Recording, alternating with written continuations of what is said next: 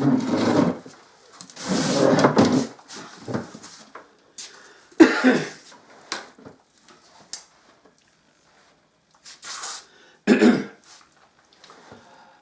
bonsoir à tout le monde, parce que là nous voyons que nous sommes la nuit. Hier j'ai fait 2 vidéos, mais la caméra m'a embrouillé. Je pensais qu'il y avait plus de commandes vidéo enregistrées sur la, comment on va dire, sur la puce, mais en réalité il y avait plusieurs trucs qui n'allaient pas, donc j'ai annulé et je refais. Et bien que le Seigneur vous bénisse et puis que le Seigneur vous garde. Alléluia. Un bonjour à tout le monde. Gloire au Seigneur. Aujourd'hui, mon sujet sera sur la croix, plutôt sur le Christ crucifié. Le Seigneur a été crucifié pour un but, alléluia, c'est-à-dire pour nous sauver. La parole de Dieu nous dit que le Seigneur, eh bien, il a donné sa vie pour ses brebis. Il n'y a pas plus grand amour que donner sa vie pour ses brebis. Jésus, il est le bon berger, en fait. Et il est la porte de la bergerie.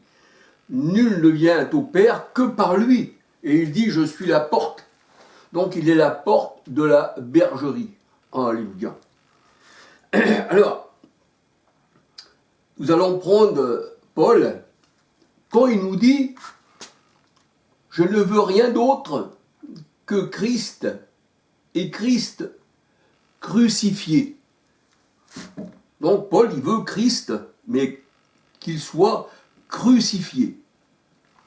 Nous voyons aussi que les pharisiens disaient à Pilate, il faut le crucifier. Il faut le crucifier. Il faut donc qu'il soit ôté de notre vue. Alors que la parole de Dieu nous dit que justement, on doit avoir les regards sur le Seigneur, sur Yahshua Messia. Alléluia. Il faut avoir les regards sur lui, Hébreux 12, 2. Nous allons voir que pourquoi on doit avoir les regards sur le Seigneur. Et on va voir aussi pourquoi que Paul nous dit « Je ne veux que Yeshua crucifié ». Et ça a beaucoup d'importance en fait. Ça a beaucoup d'importance. C'est ce que nous allons voir dans la parole de Dieu. Alors on va déjà prendre un verset, 1 Corinthiens 2, verset 2. Je ne veux connaître, savoir et prêcher que le Christ crucifié. Alléluia. Alors ça c'est les paroles de Paul qu'il emploie.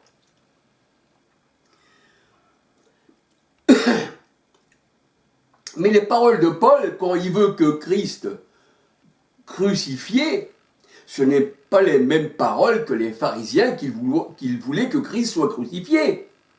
Paul, c'était pour un but, pour quelque chose de bien, dont le Christ était d'accord, mais les pharisiens, eux, c'était le contraire. Eux, ils voulaient se débarrasser du Christ, ils n'en voulaient pas. Il faut le ôter de devant notre face. Il faut le faire disparaître. Il faut le mettre hors de la ville. Alléluia. Donc, Paul veut Jésus crucifié, et les pharisiens aussi, mais pas dans le même but. Alléluia.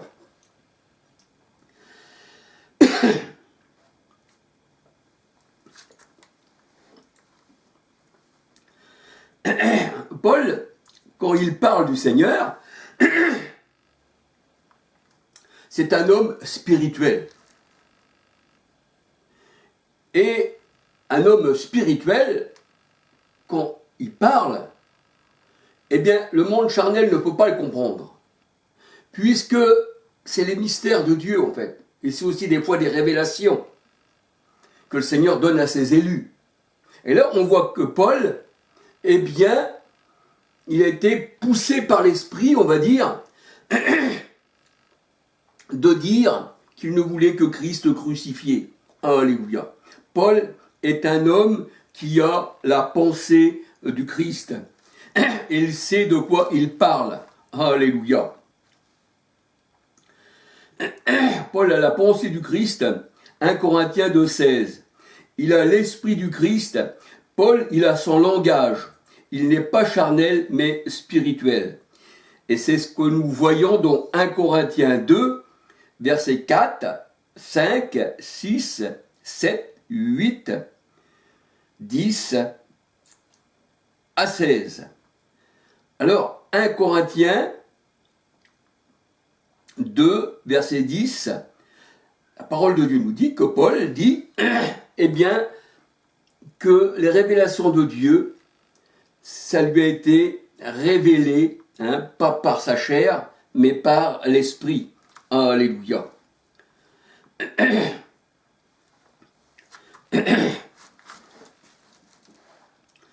Alors on peut regarder 1 Corinthiens 1, verset 10 à 17.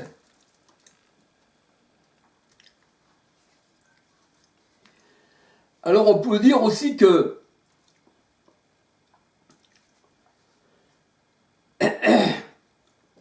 la parole de Dieu nous dit que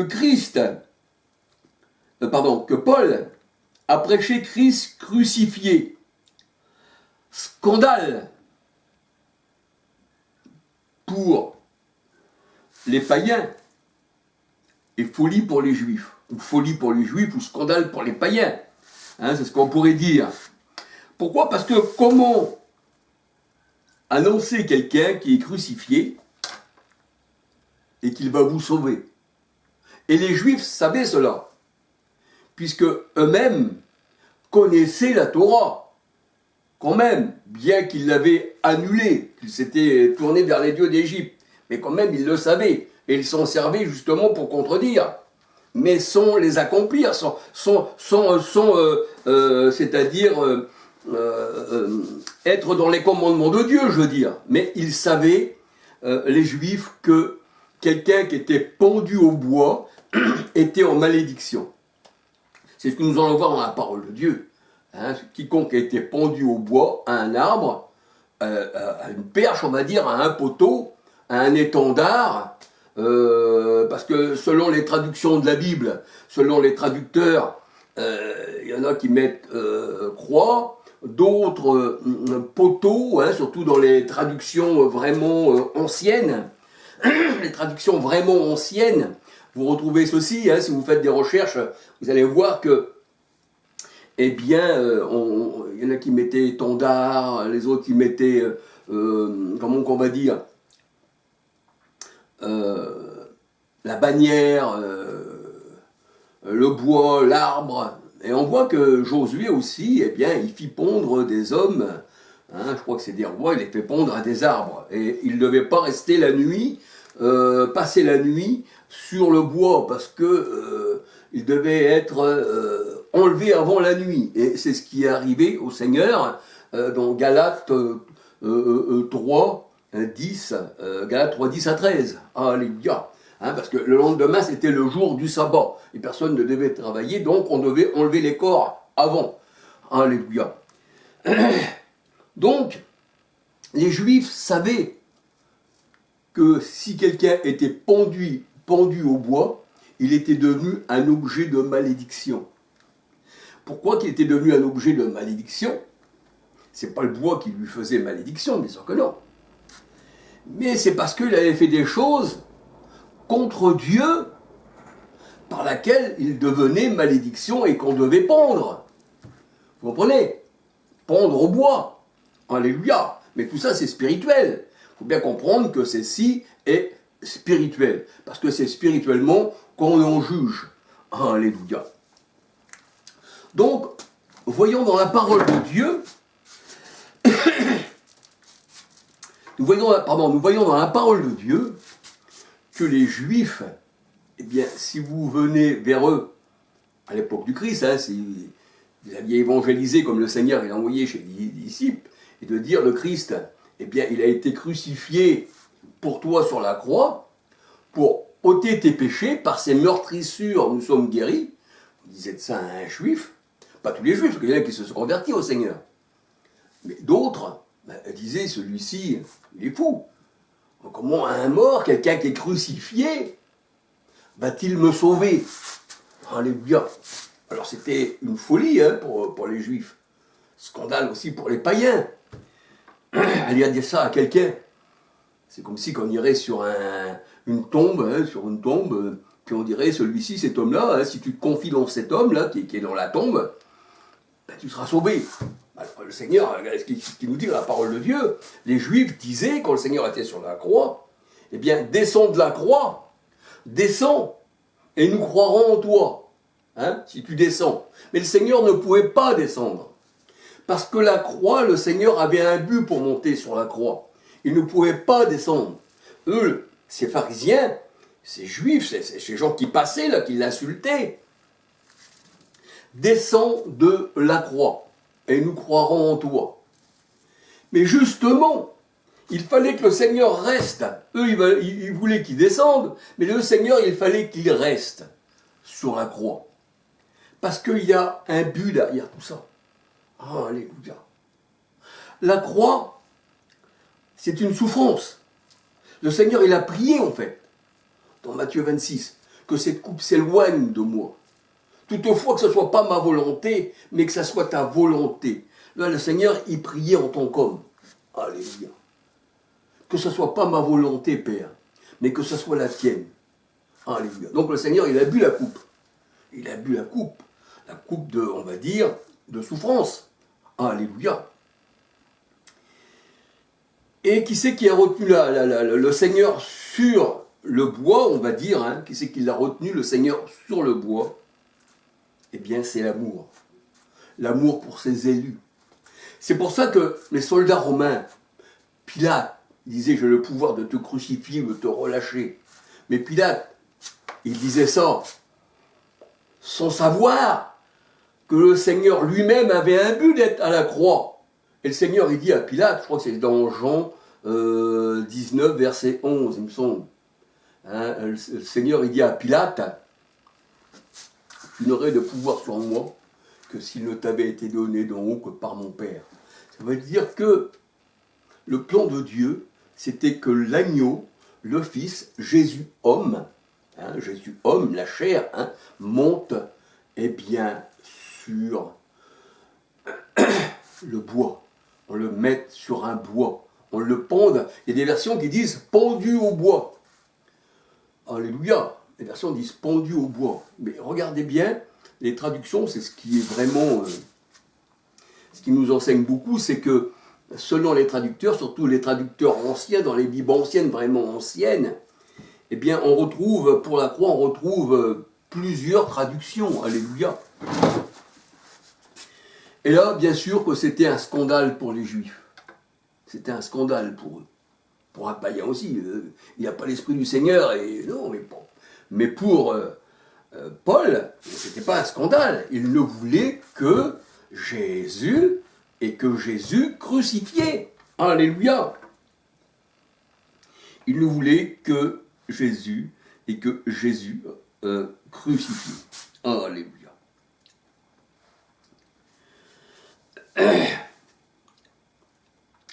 Alors, on va regarder dans 1 Corinthiens 1, 23, 24, 25. 1 Corinthiens 1.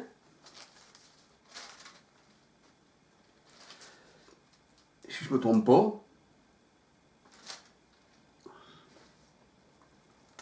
Alors voilà, 1 Corinthiens 1, 23, 24, 25. Nous prêchons Christ crucifié.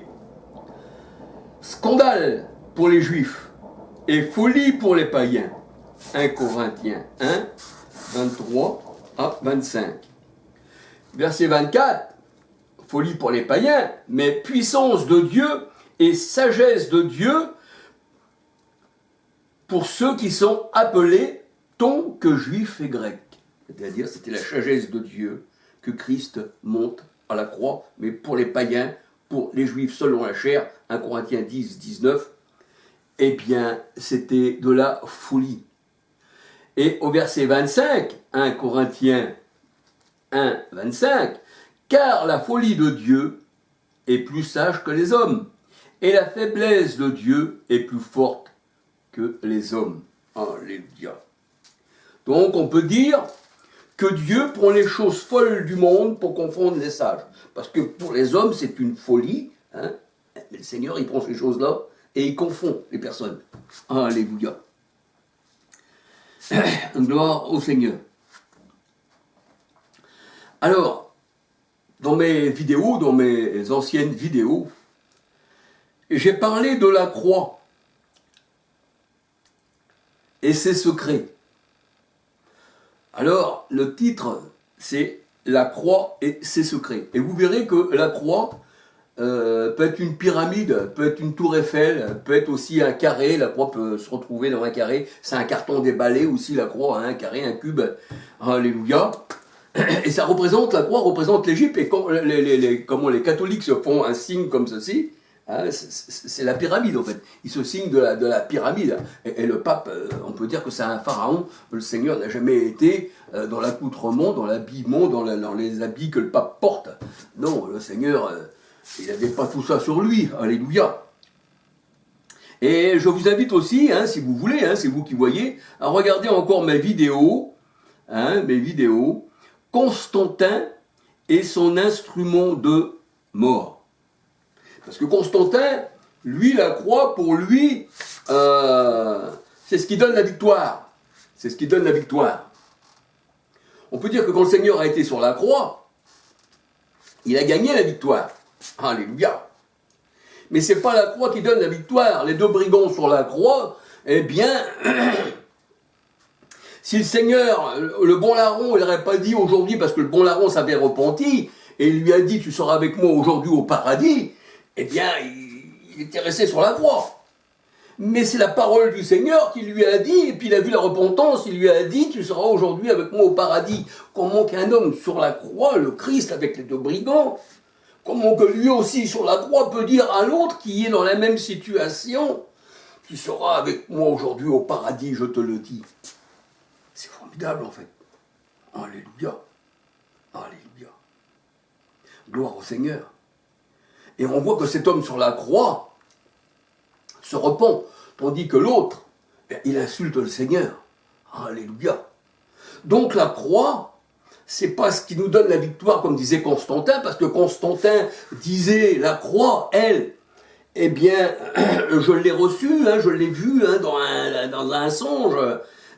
Voilà, c'était une croix blanche, elle était blanche, et il y avait des mots, hein, par ce signe tu vaincras. Et nous voyons que tous les catholiques, ils voient ils vont sur une tombe, ben, ils font signe de croix. Un chat noir, superstition, hein, superstitieux, catholique, hein, il est superstitieux, hein, ben, il va faire un signe de croix.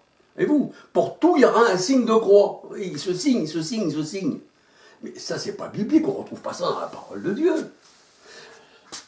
Et quand il dit par ce signe tu vaincras, Constantin, quand il voit cette là, c'était pour lui, hein, l'empereur, hein, il disait par ce signe tu vaincras, donc voilà. Hein, et on voit qu'il a employé ces mots contre Maxence. Parce qu'il y avait une guerre hein, entre lui et Maxence, Maximus, hein, bien sûr. Et on voit que Constantin a gagné. Alors là, c'était définitif. Alors la croix, là, elle était partie. Tout le monde faisait des signes de croix. C'était la victoire. Mais le Seigneur a dit, ce n'est ni par la lance, ni, on va dire, par l'armée même, on va dire, hein, ou ce que tu aurais chez toi qui va te donner la victoire. Mais le Seigneur, il dit, la victoire, mais par mon esprit, dit l'Éternel. Et à chaque fois que l'on voit dans l'Ancien Testament, où qu'il y a des guerres à gagner, et la guerre du Seigneur est spirituelle, eh bien, on voit toujours que c'est l'Éternel qui combat pour ses élus. On voit que l'Éternel était à côté de David, et c'est lui qui a remporté la victoire. Samson, contre ses ennemis, il a reçu la victoire. Comment? car l'Esprit de l'Éternel saisit Samson, et Samson était devenu imbattable. On peut dire que Dagon et tout cela, eh bien, s'est écroulé devant Samson, qui avait l'Esprit du Seigneur. Samson n'avait pas sa force dans les tresses, mais il avait sa force dans l'Éternel. Et quand l'Esprit de l'Éternel se retirait de Samson, il devenait comme un homme normal. Et quand l'Esprit de l'Éternel saisit Samson, alors là, c'était plus un homme normal, c'était Dieu là qui poussait Samson à faire des choses. Parce que sans lui, on ne peut rien faire. Et c'est ce que le Seigneur Jésus-Christ nous dit dans Jean 15. Hein, on regarde Jean 15, si vous restez pas attaché au serment, hein, le Seigneur, lui, on peut dire qu'il est la vigne, et nous sommes les sarments. Si on ne reste pas attaché à lui, le Seigneur dit, vous ne pouvez rien faire. On ne peut rien faire sans le Seigneur. C'est pour ça qu'il faut qu'on reste attaché à lui. 2 Corinthiens 13, versets 4, 5, 6. La parole de Dieu nous dit, examinez-vous pour savoir si Christ est en vous. S'il n'est pas en vous, vous êtes des rejetés. 1 Jean 4, 13. La parole de Dieu nous dit, nous savons qu'il demeure en nous par l'Esprit. Et nous sommes abreuvés d'un seul Esprit. Et la parole de Dieu nous dit, Christ est dans nos cœurs. Alors quelqu'un qui attend le Christ aujourd'hui, qui dit va revenir, il s'examine, s'il n'est pas dans son cœur, eh bien, le Seigneur dit vous êtes des rejetés. Alléluia. Donc je ne veux pas quitter la croix, alléluia, hein, la croix du Seigneur. On voit que la croix du Christ,